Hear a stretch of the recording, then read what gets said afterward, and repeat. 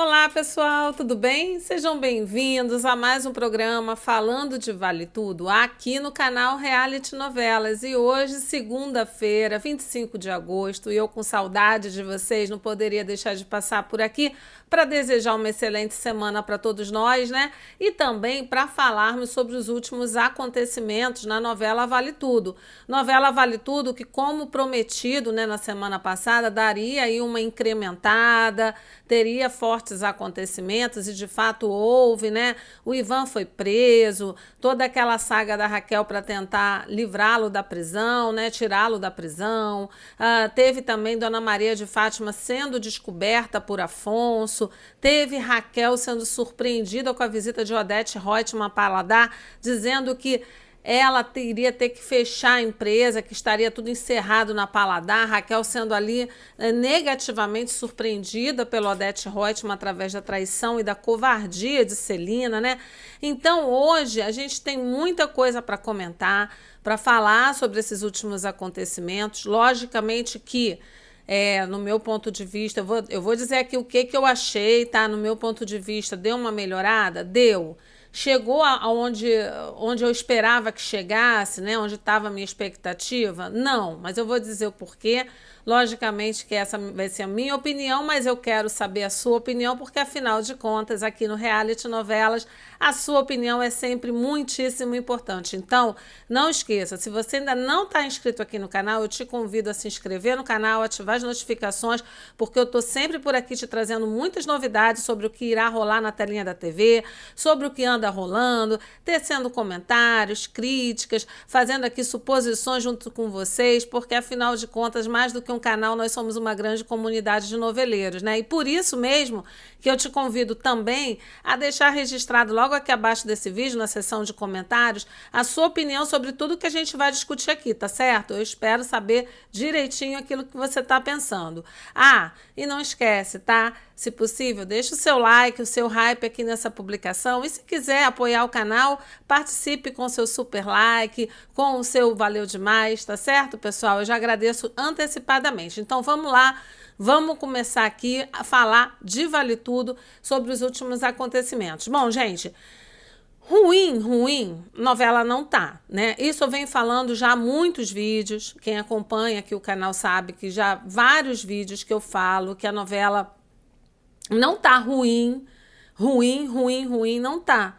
Mas tá muito aquém, tá muito abaixo das expectativas que pelo menos eu, Tamara, depositei no que eu iria ver. Porque quando falaram que era um remake de Vale Tudo, eu esperava que fossem entregar aí tudo, afinal de contas, tem muito mais autores envolvidos, né, em redigir as cenas da novela, tem muito mais diretores aí em cena para orientar os atores, as atrizes nas cenas. Então eu criei uma expectativa muito grande, né, em relação a esse, entre aspas, remake.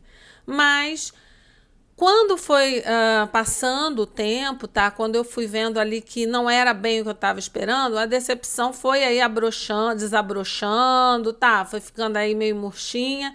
Mas com esses últimos capítulos que foram ao ar, deu ali para pelo menos sanar um pouquinho da frustração, mas continua aí latente essa situação de frustração para o telespectador mais apaixonado por novelas. Eu não estou nem dizendo só pela novela Vale Tudo, não, por novelas, por conta de que acho sim que a direção da novela está deixando muito a desejar nas cenas, está tudo muito sem emoção. A novela, de fato, está muito corrida, está muito rápida, né? A gente já tinha comentado isso aqui logo no início do remake, que eu falei para vocês que eu achava que essa celeridade, essa agilidade, essa pressa, né, em passarem de uma situação para outra na novela poderia comprometer o resultado final, e de fato está comprometendo, né? E vocês também já destacaram isso aqui em outras postagens, que também estão achando que está muito acelerado, e isso está causando sim um prejuízo na qualidade final, né, da novela. Mas essa última semana pelo menos entregaram alguma coisa para gente. Digo isso até enaltecendo aí o esforço individual de alguns atores e atrizes, tá, gente? Muito mais pelo talento individual de algumas pessoas do elenco do que pelo próprio trabalho da autora desse, entre aspas, remake e também da direção, que eu acho que não estão aí agregando muita coisa para o resultado final ser realmente bom, conforme o esperado pelo telespectador mais apaixonado por novela. Bem, mas fazendo essa pequena observação no início, né? Teve aí na semana passada a cena em que o Ivan foi preso, a gente comentou aqui no canal. Quem não viu, assiste o vídeo que a gente falou, né, sobre essa nova situação na vida do Ivan. Ivan que foi surpreendido ali por policiais da Polícia Federal, agentes da Polícia Federal, quando estava no cometimento de um crime de corrupção ativa, articulado por Odete Roitman.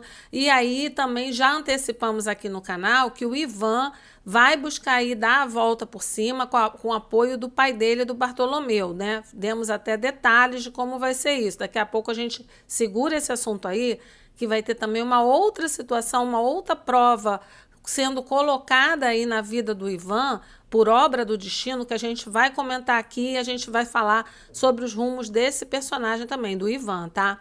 Mas então, nesse contexto ali de pagar a fiança do Ivan, que conforme foi divulgado, né, quando foi perguntado pela Raquel em torno de quanto giraria essa fiança, e foi informado para ela que seria algo em torno ali de R$100 mil, não chegaram a dizer, pelo menos eu não vi o momento exato que foi dito um valor exato da fiança, tá, gente? Se foi dito, vocês comentem aqui para mim o valor exato. O que eu vi foi a expectativa da fiança girar em torno de R$100 mil, tá?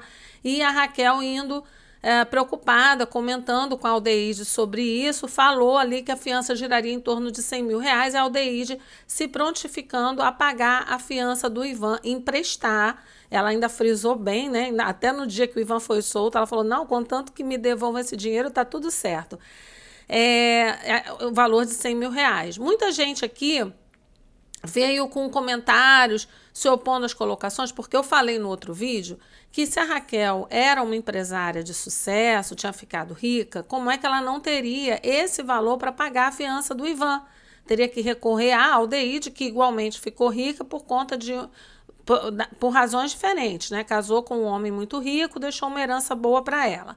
Raquel, no meu ponto de vista, teria se tornado muito rica ou rica por conta de seu trabalho, seu sucesso como grande empreendedora, né? Estava aí nas mídias, né? Fez várias matérias para revistas, para jornais, inclusive com a Heleninha vendo a matéria da Raquel na capa da revista como empresária de sucesso. E a Heleninha ficou se questionando como, em tão pouco tempo, a Raquel teria conseguido alçar tamanha posição, né? E isso sem falar de comentários da própria Odete Roitman, enfim, dizendo da Raquel numa situação financeira privilegiada, tá? Só que aí, muita gente comentou aqui, né, que a autora Manuela Dias optou não por fazer uma Raquel rica, mas uma Raquel que se tornou uma empresária endividada, que é o que de fato está aparentando ser, né, nas cenas que a gente está vendo aí. Uma empresária endividada, não uma mulher que mudou de vida e ficou rica. Só, gente, que assim, em qual momento anteriormente isso nos foi passado? Em qual momento ficou claro para o telespectador, antes da prisão do Ivan, de que Raquel era uma empresária que não ficou rica, ficou apenas uma empresária muito endividada? Para mim, não foi passado isso. Eu acho que esse é outro grande furo, tá? Outra grande lacuna desse, entre aspas, aí, remake de Manuela Dias. Por quê? Porque se você está narrando uma história para o telespectador, você tem que deixar claro tudo o que está acontecendo.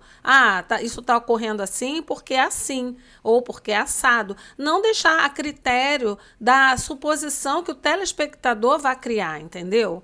Então, assim, na minha opinião, a Raquel foi vendida ali logo quando teve a virada de fase da novela, onde ela apareceu com um visual repaginado. Muitos aí criticam que ela ainda está muito pobrezinha, muito cheia de florais e tal. Eu particularmente gosto de estampas florais, tá, gente? Não excessivamente como a Raquel gosta, mas eu acho legal e dependendo de como você combina, não fica brega, não fica feio, tá? Mas, assim, muita gente falando, não, mas ainda não tá com um figurino adequado para uma pessoa rica. Mas eu acho que ela tá, assim, muito elegante, né? O visual de Thaís Araújo ali tá impecável. Acho que ela tá com uma imagem de uma pessoa que é uma empresária, que tem sucesso. E nessa virada de fase da novela, onde Raquel apareceu com outro visual, ela apareceu também com uma imagem de empresária bem-sucedida. Isso aí eu não tenho dúvidas, porque ela fez várias matérias sobre o seu sucesso profissional como empreendedora.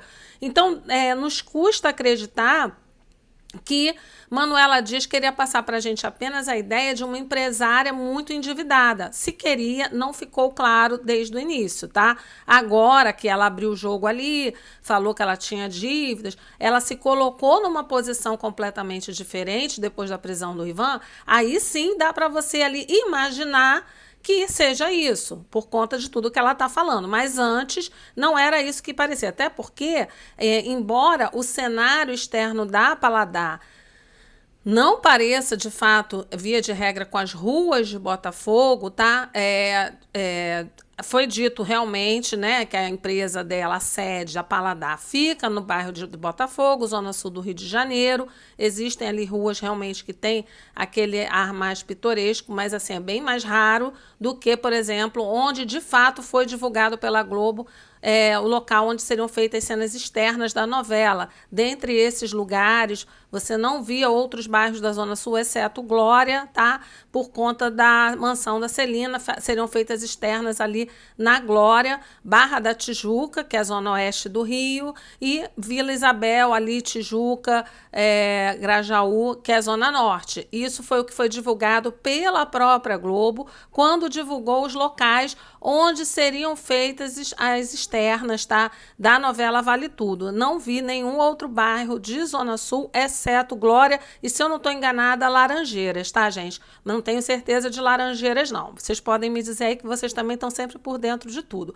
Mas, enfim, foi realmente dito no dia lá do cinema do Poliana, parece até que em outro dia, uma outra cena anterior, foi dito muito en passant, de fato, que a sede da Paladar era no bairro de Botafogo. Gente, se é no bairro de Botafogo, é zona sul do Rio de Janeiro. E como toda grande cidade, né, como toda megalópole, um aluguel de um imóvel grande como aquele, na zona sul do Rio de Janeiro, é caríssimo.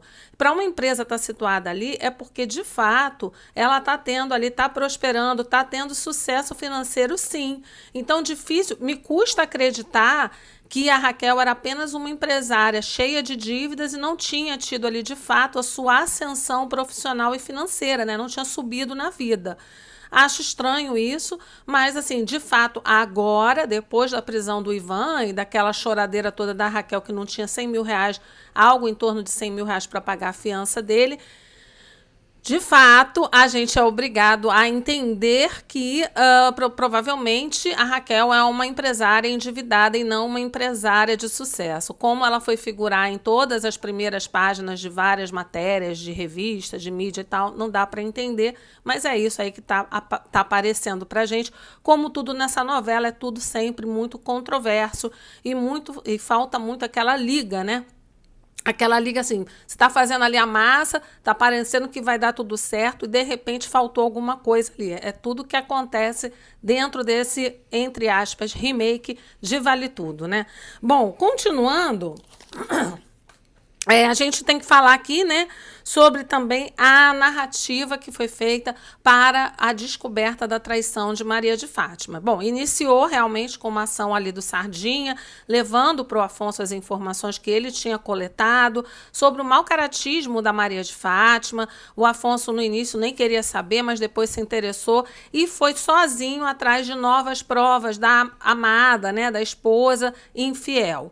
Ele sozinho conseguiu ali até mesmo rastrear e chegar sozinho, sem seguir a Maria de Fátima, nada disso. Ele foi lá na casa dele, fez uma investigação lá pelo quarto deles, que sendo a Maria de Fátima mau caráter que é, nos custa crer também que ela deixaria ali provas tão evidentes que levassem qualquer pessoa que fizesse uma busca mais rápida a encontrar o paradeiro dela com César, né? Mas, enfim, é novela, como vocês mesmos disseram, é ficção.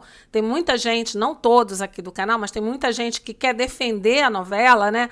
É aí apaixonado pela obra, né? Pelo o pseudo remake, e fica querendo defender e fala, não, mas é novela, vale, pô, tá dentro do que é esperado, é ficção, mas a novela, gente, não é uma ficção como um filme de ficção científica, tá? Que a gente espera que ocorram coisas inusitadas o tempo inteiro. A novela pode, de vez em quando, acontecer um ou outro evento meio inusitado, meio inexplicável, mas a todo momento acontecer coisas totalmente inexplicáveis que não tem conexão com o que aconteceu anteriormente, ou se buscam dar uma conexão de fato, não fica uma coisa conexa, não fica uma coisa lúcida para a gente realmente dizer, não, faz sentido, não faz. O Afonso sozinho foi lá no quarto dele da Fátima, descobriu, tá? Onde a Fátima ficava com César, o Apart Hotel, foi até lá, entrou sem sequer ser identificado. Outra coisa também que a gente não vê, eu acho que nem aqui pelo Rio de Janeiro e nem em nenhuma outro local aqui do Brasil que seja um local mais sério, tá? Um hotel, um apart hotel, a gente não vê as pessoas, por mais que pareçam serem assim ricas, terem condições de poderem entrar sem serem anunciadas. Eu, particularmente, nunca vi, tá? E aí, ele entrou, não foi anunciado e foi certinho no número do apartamento onde Fátima e César estavam. Essa cena em si, a construção dessa descoberta, para mim, soou como algo muito forçado, mais uma vez, o que não é surpresa para mim, eu não sei para vocês, tá? Para mim não é surpresa, quero saber a sua opinião, obviamente. E aí ele chega lá e surpreende o César com a Fátima na cama, de lingerie, o César só de cueca atendendo a porta, tá? E o Afonso dando ali um soco na cara do César, né? E o César com aquela frase que é clichê dele, né? Não transo violência. E o Afonso diz, não transa violência, mas transa comer a mulher dos outros, né? Bom, aí, gente, o que aconteceu? O Afonso surpreendeu a Fátima saiu correndo atrás do Afonso para se justificar, né? Tentar justificar o injustificável, não convenceu o playboy, tá? Eles chegaram em casa, o Afonso expulsou a Fátima de casa, disse que não a quer mais lá dentro da mansão da Celina, e ela, meio que humilhada ali, queria recolher seus trapinhos, onde foi impedida de levar o que ela adquiriu depois do casamento. Ela só poderia sair dali com as coisas que ela já tinha antes de casar com o Afonso, né? Duvido que ela tivesse alguma coisa, mas enfim. Gente, o que pegou para mim aí nessa cena, tá? Dela sendo surpreendida pelo Afonso, o Afonso descobrindo a traição, não houve também, no meu ponto de vista, sem querer ser muito dura na crítica, né? Porque vocês sabem que quando é para fazer elogios aqui a gente faz, quando é para reconhecer a gente reconhece. Eu não achei que houve ali um grande frisson, uma grande emoção, conforme eu estava esperando, porque a gente espera logo aquela cena assim empolgante, aquela cena que vai tirar assim nossos pés do chão, caramba, ele vai descobrir, vai lavar a nossa alma. Não teve nada disso, tá, gente? Achei que foi até o confronto do Afonso com o próprio César, achei que foi bem light, se bem que na versão original também o Afonso não se concentrava ali em espancar o César até dizer chega, tá? Mas eu acho que já que é um remake, já que eles dizem, né, que é um remake, venderam essa ideia para o telespectador para ter mais audiência, mas na verdade é um remake que muito pouco se assemelha a um remake na sua definição do que é remake. Enfim, já falei sobre isso, só para... Não posso deixar de abrir esse parêntese sempre, né? Porque eu estou falando sempre aqui, remake entre aspas, tem muita gente que não deve estar entendendo, mas é por conta disso, tá? Acho que não se assemelha ao conceito do que é um remake. Acho que Vale Tudo está muito longe desse conceito. Mas então, continuando, ela poderia ter incrementado ali, a Manuela Dias, os diretores da novela, uma cena mais empolgante, né? Fazer um pouco mais diferente, ter mais empolgação, afinal de contas é um marido traído, enganado por muito tempo por dois malandros, né? A Maria de Fátima e o César. Não houve essa emoção, tá? Achei muito xoxa a cena, assim, muito sem sal e sem açúcar, tá? Então, tudo bem, foi. E aí, depois, houve ali a Fátima sendo escorraçada de casa e o momento em que Odete chega à mansão da Celina, porque foi chamada pela Celina para a residência dela, né? Chega lá e fica sabendo da traição da Maria de Fátima e fica indignada e fala algumas poucas e boas para Maria de Fátima, tá? Nesse momento, a Maria de Fátima, se sentindo ali humilhada, resolve abrir o bico e falar que a Celina é sócia da Raquel na Paladar. Achei também ali a cena, não houve toda aquela emoção, né? Porque teve muito suspense para esse momento da revelação, prometeram muito nesse momento da revelação e foi uma coisa parecendo assim, mamãe, ela roubou meu doce, tá? A Maria de Fátima, interpretada pela atriz Bela Campos, falando para Odete, parecia mais esse tom de mamãe, ela roubou meu doce do que assim, aquela vilã mirim dizendo a verdade, expondo a sua opositora, que é Celina, né? Porque Celina estava ali em oposição gritante a Maria de Fátima. Então, achei também que a cena não teve muito tempero, foi sem sal e sem açúcar, na minha opinião. Obviamente, não sou dona da verdade, nem pretendo ser, quero saber a sua opinião também, tá? Coloca aqui. E aí, gente, para mim, o ponto alto da semana passada, e por isso que a gente até demorou a gravar para vir aqui comentar, foi realmente a cena que eu estava esperando bastante, que era a cena onde Odete Roitman ia até a Paladar para avisar que tinha comprado as ações da Celina. Isso porque ela chamou a Celina até a TCA, deu uma pressão ali na irmã, né? A Celina, como toda pessoa covarde, foi lá e arregou muito fácil, vendeu para a Odete as ações quando ela ameaçou falar para a Heleninha. Inclusive, a Odete ligou para a Heleninha, colocou a Heleninha na linha, no viva voz, para que a Celina pudesse ver que ela estava disposta a revelar toda a verdade para a Heleninha. E aí ela arregou e falou que ia vender para a Odete, vendeu a preço de banana e, segundo ela, teve prejuízos financeiros. Bom, aí o ponto alto foi realmente, no meu ponto de vista, 2, tá? Da semana passada. O primeiro foi quando a Odete foi lá na Paladar e falou para Raquel que ela tinha comprado toda aquela bagaça ali, que queria fechar, que não ia funcionar mais nada, e que ela tinha conseguido o intento dela. E Raquel, se mostrando extremamente surpresa, ao mesmo tempo um pouco indignada, mas muito mais surpresa, né? Perdeu ali o chão, e falando para ela se ela estava realmente fazendo aquilo por conta de uma vingança tola, né? Uma vingança boba, por conta do Ivan ter largado, né, a Heleninha, filha de Odete. A Odete falou, é claro que sim. A Odete ali, extremamente sincera, foi lá e deu seu troco, mas disse para ela, mas é principalmente para você saber que não se brinca, não se mexe com Odete Roitman. Odete querendo mostrar para Raquel que o seu poderio bélico é infinitamente maior e que ela tinha sido burra em mexer com uma pessoa com tanto poder e influência quanto ela, né? Afinal de contas, rico, ainda mais muito rico, milionário, tem um pouco dessa mania, né? Não é Deus, mas se acha Deus. E aí ela pegou, falou que era aquilo ali mesmo e que era para Raquel tirar as coisas dela ali, deu um prazo muito curto, muito exíguo para que a sede da Paladar fosse ali esvaziada, né, pela Raquel e sua equipe. E naquela cena ali, realmente, foi uma cena que eu achei que foi muito bem feita, mas muito mais, não pela direção, eu acho que muito mais pelo esforço individual dos atores e atrizes ali envolvidos na cena. Débora Bloch, a Thaís Araújo e o Matheus Nastergalli, porque são 3 atores maravilhosos, né? E aí eles deram toda aquela veracidade. Você sente na cena a pessoa sendo surpreendida, você sente o impacto daquela notícia na Raquel. Então, assim, é isso que o telespectador apaixonado por novela, que nem nós somos, né?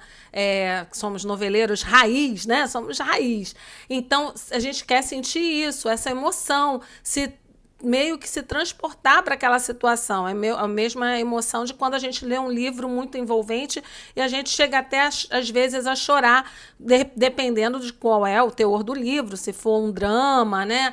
Um romance daqueles que fazem a gente chorar mesmo. Então, você fica emocionado, você se transporta para aquilo ali. A mesma coisa foi nessa cena extremamente dramática, onde a gente sente na pele ali o drama da Raquel. Fica muito evidente para a gente isso, a surpresa da Raquel e ela sentindo ali o chão sair debaixo de seus pés, ela e o Poliana. Bom, outra cena também que me chamou muita atenção positivamente, tá? Foi a cena em que a Celina vai até a Paladar tentar se desculpar com a Raquel e dizer que ela também teve prejuízos financeiros com toda a armação da Odete, que ela só fez isso porque a Odete falou que iria abrir a situação dela ser sócia da Raquel na Paladar para a Heleninha.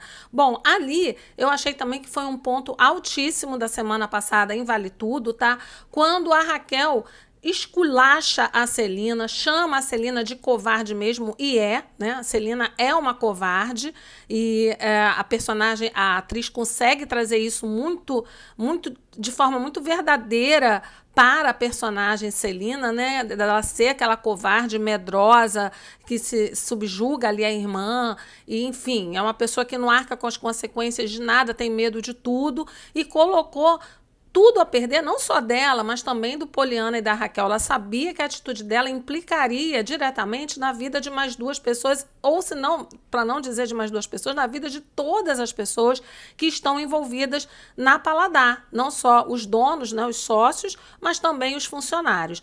Bom, a Raquel ficou indignada, chamou a Celina de covarde, tá? Mandou ela chispada ali. O Poliana também tomou a frente, falou que não tinha mais nada para conversar, que era melhor ela sair dali, porque eles não tinham não tinha sido para eles apenas um prejuízo financeiro, eles tinham perdido tudo.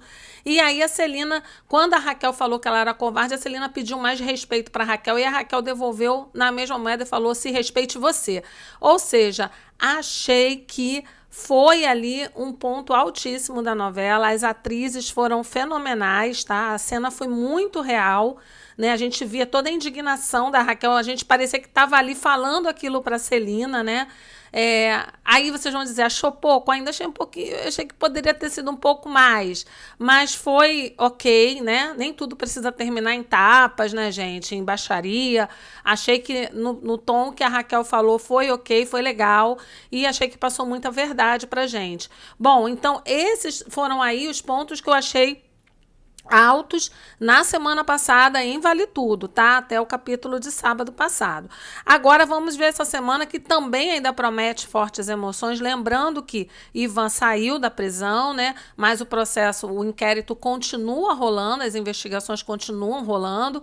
E o que acontece? Ele, junto com o pai dele, Bartolomeu que já se comprometeu, vão tentar virar esse jogo e vão ali armar toda uma situação para que aquele fiscal da alfândega, o Gerson, abra o jogo dizendo que foi a Odete Roitman quem articulou toda aquela armadilha para o Ivan, tá? Em conluio com ele, Gerson, né? O Bartolomeu vai, inclusive, gravar esse diálogo, tá, gente?